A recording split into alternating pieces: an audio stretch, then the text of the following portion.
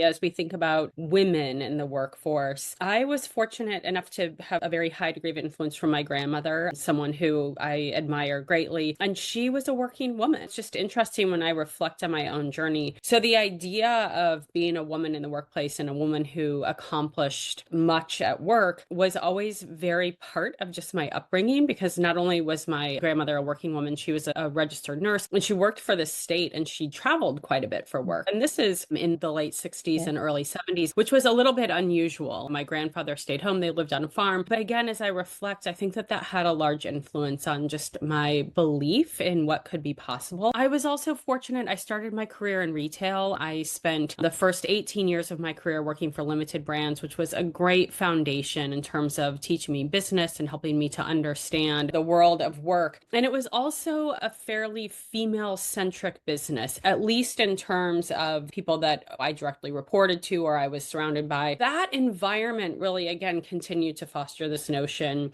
of not feeling like I was pushing up against something, but that it was possible to achieve whatever you wanted.